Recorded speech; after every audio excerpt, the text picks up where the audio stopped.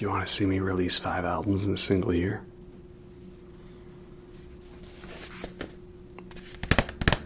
Do you want to see me do it again?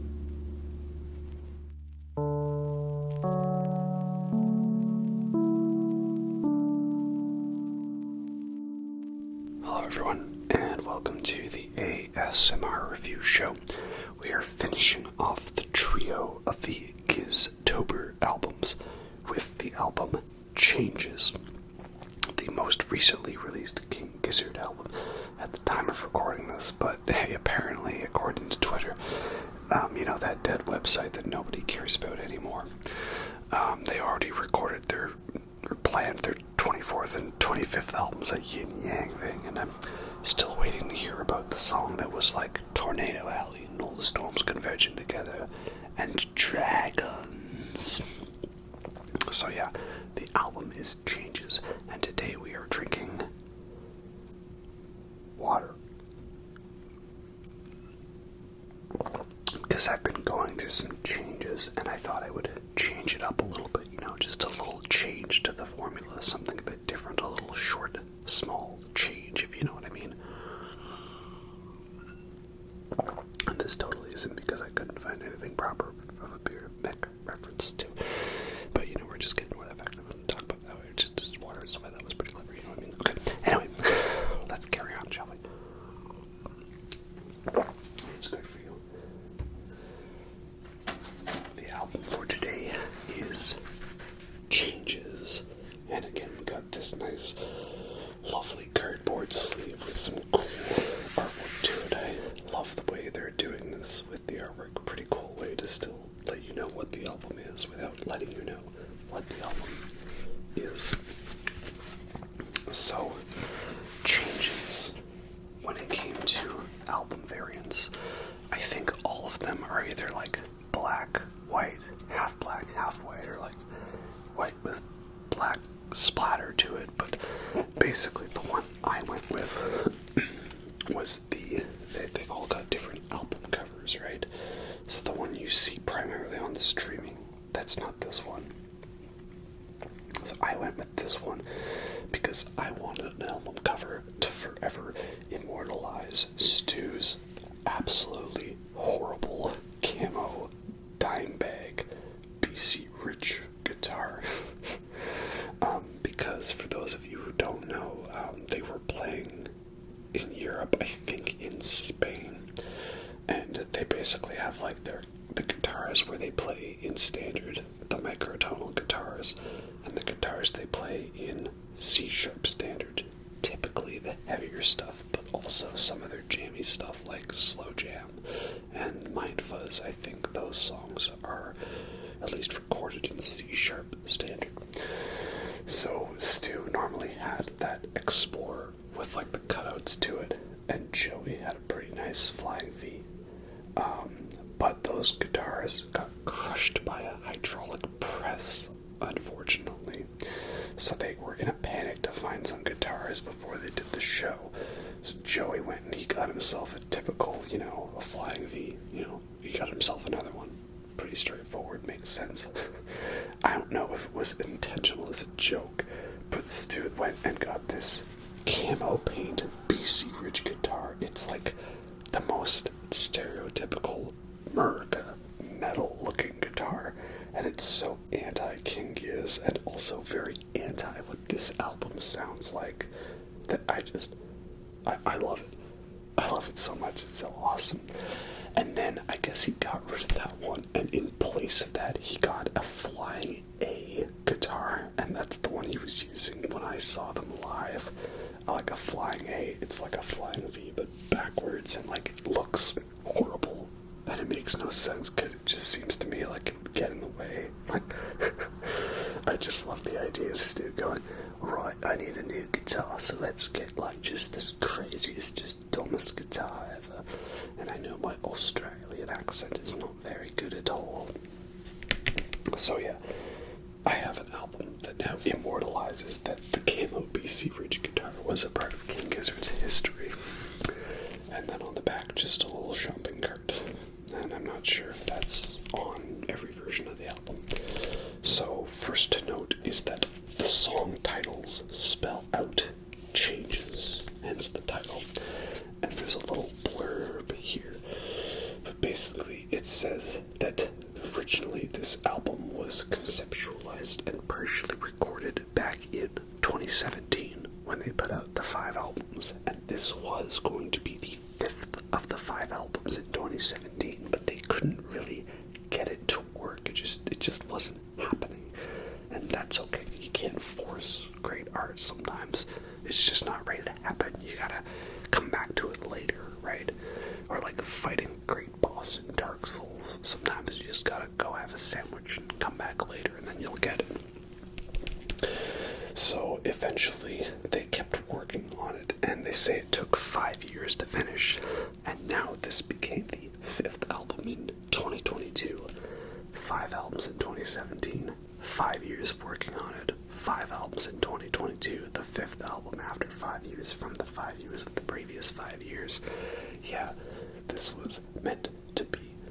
And it doesn't really talk about it on here, but I think the idea behind this one is they wanted to kind of see how much they could do between changing between D major and F sharp major.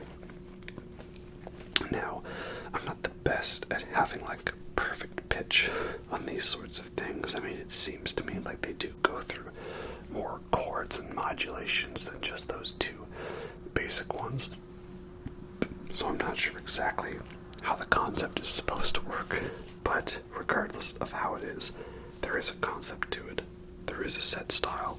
This album still stands out as being very distinct from the other King Gizzard albums, even those released in the same month or the same year, and it is a very good one. So I do enjoy it. But I will say this is not one that I am totally in love with, and I think I need to listen to it more. It's another kind of jammy, chill album with lots of different little fun parts to it. There's no heaviness here, not really much hard rocking, very little for even distorted guitars, it's just for little bits and flourishes here. But that being said, it is a very well done, chill album, and there are lots of moments to enjoy on this one. I mean, if you've paid attention to any of these reviews, you know I like the heavier side of Giz, so if they are going to do a chill album, that's totally fine. It's just not really my thing as much, but that's fine. I'll go listen to the heavier stuff and the proggier stuff.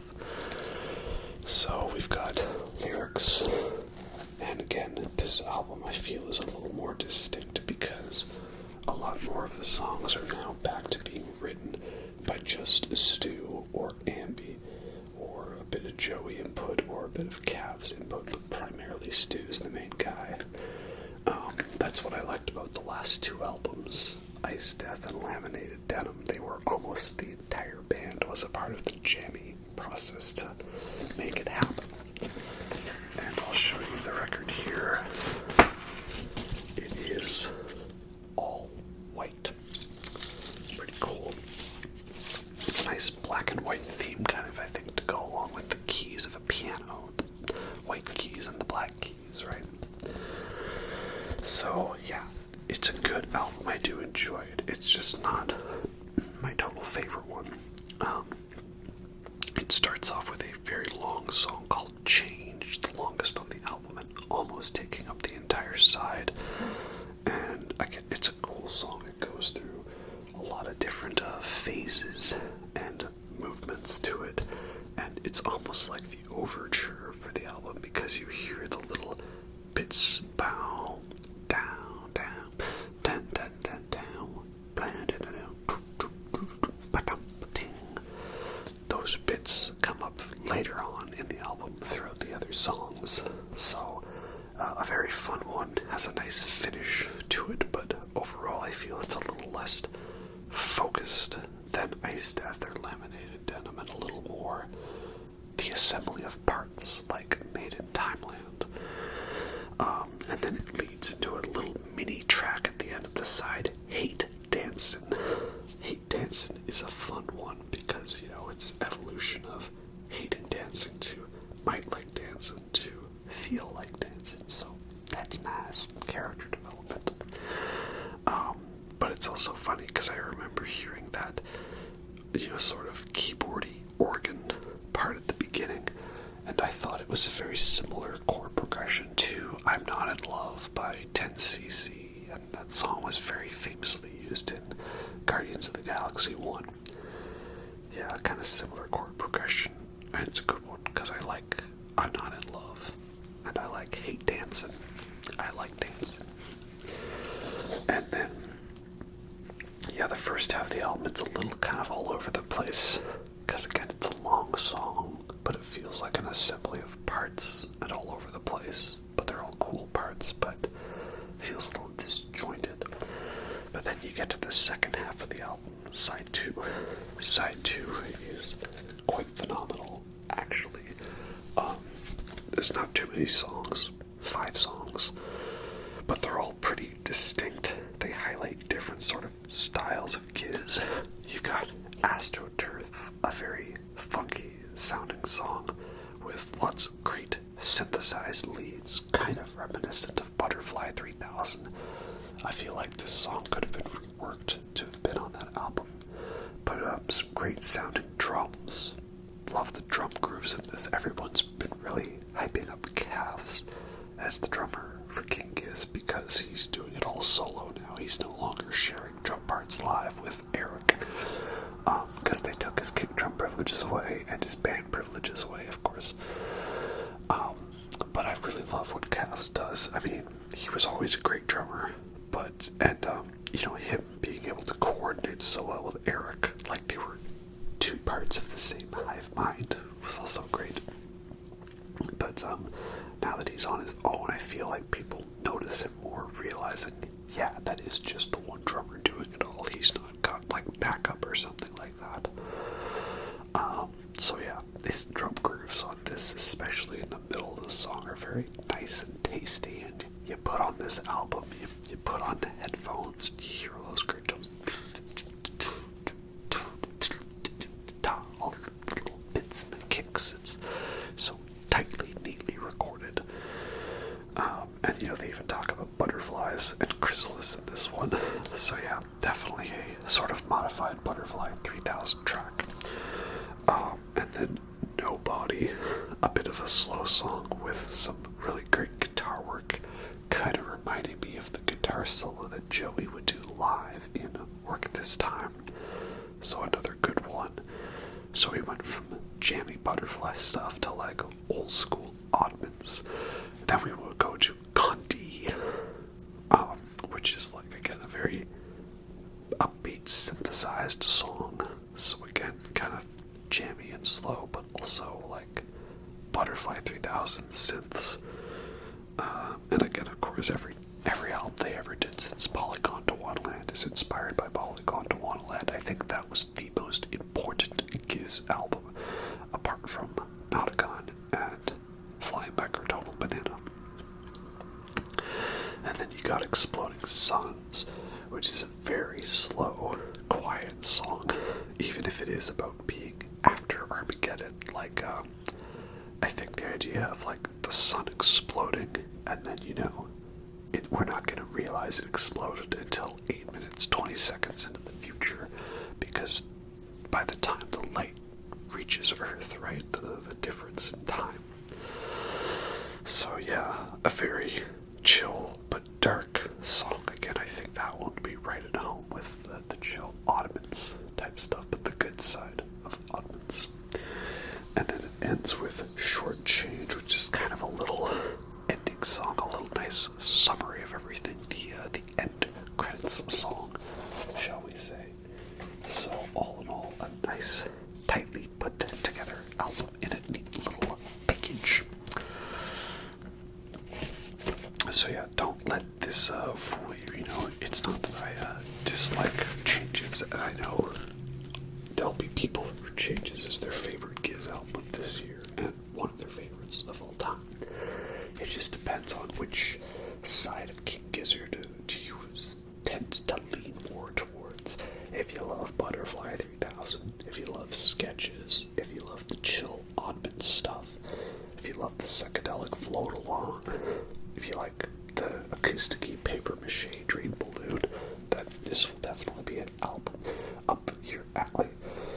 But for me, who prefers the heavier stuff, Rat's Nest, Murder the Universe, Not Gone, the microtonal stuff, Flying Microtonal Banana, KGLW, the longer, proggy, jammy stuff, Laminated Denim, Polygon, Wonderland, Ice Death Planets, Lux Mushrooms, and Lava, that this one doesn't quite scratch the Hills itch as much as I would like it to.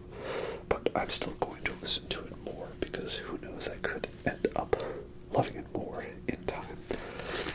And again, it's hard to talk about this one being, a bad King Gizzard album or the best King Gizzard album when, like, they have so many albums that, like, this could be one of my favorites and it would still be in, like, 14th place because of how many albums they have that are that great, If they only had 3 albums, it would be easy to put this at the top, but they don't.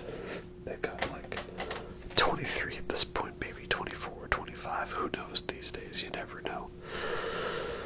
So yeah, that is Changes, and that is all of Gizztober ranked and reviewed, and all that fun stuff, and no tier lists here, because we aren't buying into trends just yet. So we will see what the future holds for us. Maybe by the time I put out this album, we'll hear more news about the next one. I mean, these guys did have a whole bunch of time to do nothing but write music, and I think they've shown that they made it worth our while holding out for them. Again, they've got some Seattle shows coming up next year, so I would like to go to at least one of them, but I don't think I'll go to all of them because you can't stay overnight at the Seattle venue, and then you have to, like, find a hotel or a camping place nearby, drive there, drive back. Like, I just want to be able to stay at the venue like it's the Gorge. The Gorge is such a great place. When are we gonna get Giz at the Gorge? That's what I want to go to. Screw Red Rocks. I want 3-hour marathon set at the Gorge. I'm calling that. I want that 2024. Let's make it happen. Giz at the Gorge. Yeah. Anyway, that's about all I got to say on this album. It's a fun little piece, that's for sure. Hope y'all enjoy that, and have a good night.